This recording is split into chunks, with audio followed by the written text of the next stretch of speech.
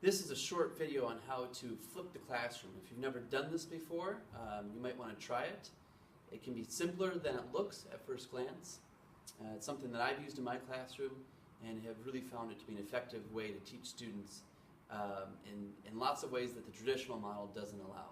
For those that are new to flipping the classroom, let me give you a quick definition of it. In the traditional model of teaching, I would stand at the board and give notes, and students would work largely on their own, just copying down what I wrote on the board or something like that.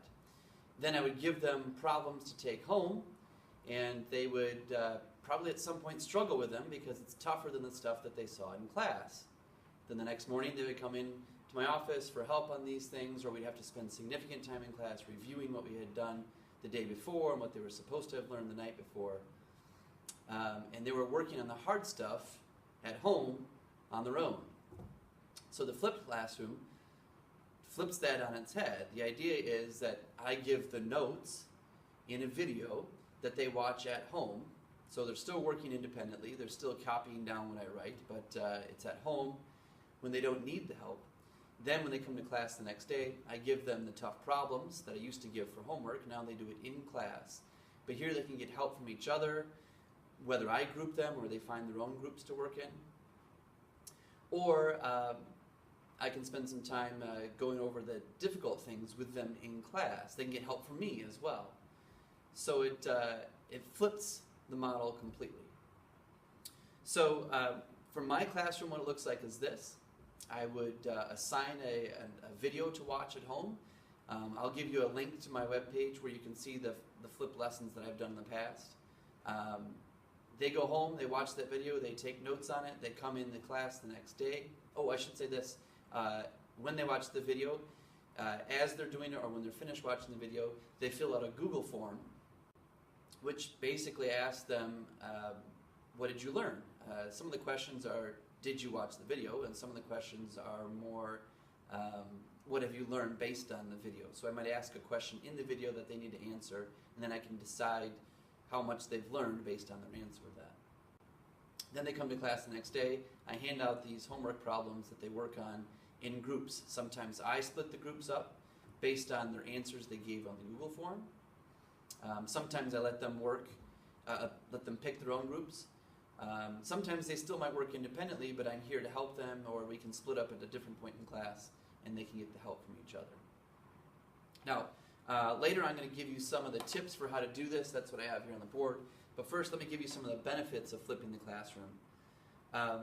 First of all, I've kind of described how they do the hard stuff at school now where they can get help from me and others. And they do the easy stuff at home, which is different than the traditional model.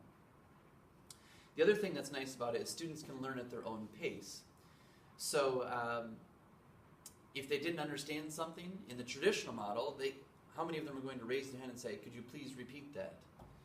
Or some would say, hey, Mr. English, you're going way too slow, can you speed it up?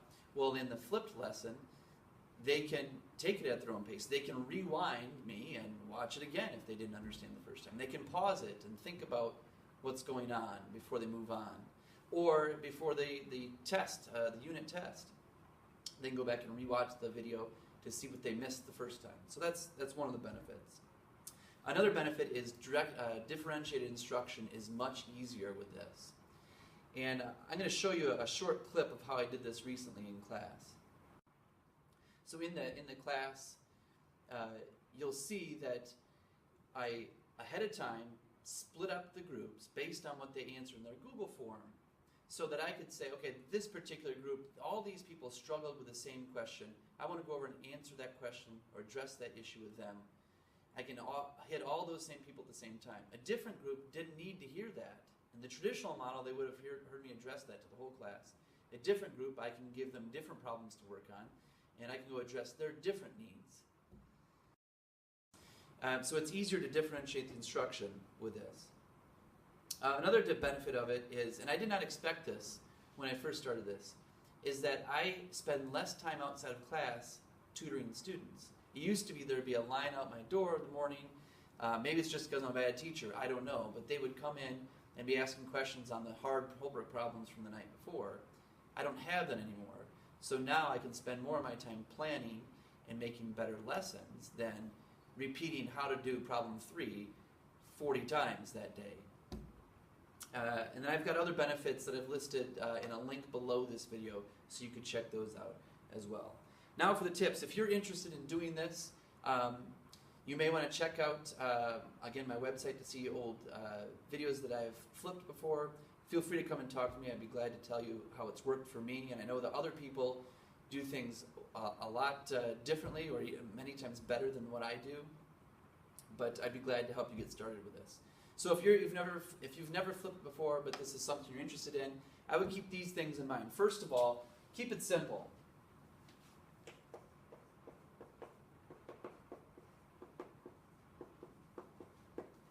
If you searched on YouTube for flipped lessons, you would see some people who are animating their videos or putting embedding questions, and those are great models. But if you're starting this for the first time, I would keep it simple. So right now, I have in the classroom my iPad set up on a stand.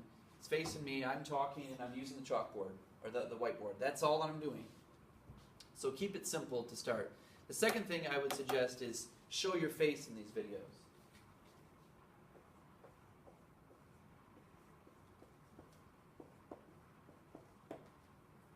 Research shows, and I have found this even with my own students, that they like the videos, they have better attention span if your face is in the video. I don't know if it's connected to the fact that they see you every day, or if it's some sort of interaction with humans in that way. But if you can, show your face. Now I have some flip lessons where I didn't do that, and those don't go over as well as those where I am in the video, like this one right here. Third tip is to keep it short. Less than 15 minutes is a pretty good standard.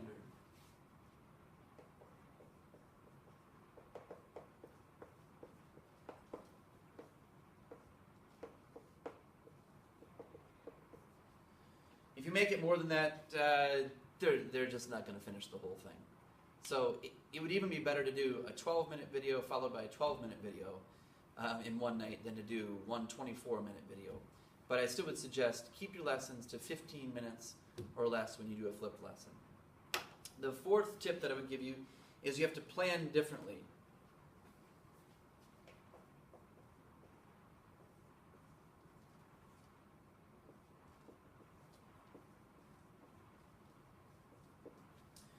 When I taught, or when I do teach in the more traditional model, I tend to say, okay, it's 3 o'clock on a Tuesday, and I'll plan what I'm doing tomorrow morning at 7:30. And I do that because I know exactly how far I got that day, and I know exactly what they're ready for the next day. Flipping, it's harder to do that because you need to have the flipped lesson ready for them to watch that night of that assignment. So if they're doing hard problems with me in class that day, I need to anticipate what they need to learn that night. So for me, it helps to plan 2 days in advance of what I'm going to teach, which in some cases means you're guessing.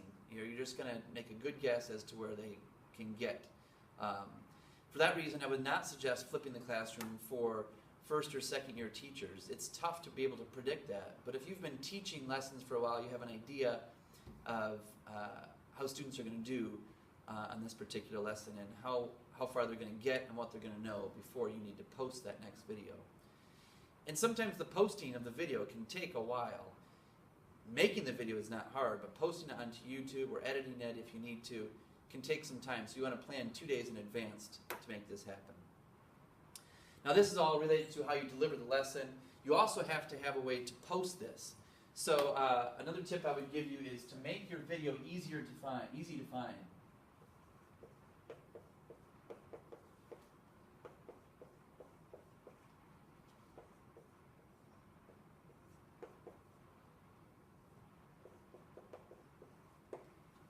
Last year I did this on a website, just Weebly. Made them very simple and easy to find. Schoology has made this also very easy to deliver and post the videos. But make them easy to find. Don't bury them in 15 different folders. Make it easy to find, otherwise they have another excuse for not doing it.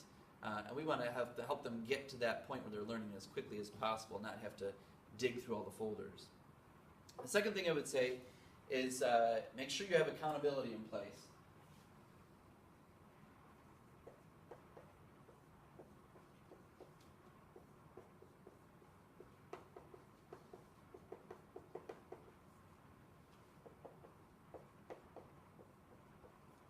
first time I flipped a lesson, I foolishly thought that if I just posted a lesson online, that I would have lots of kids watching the video.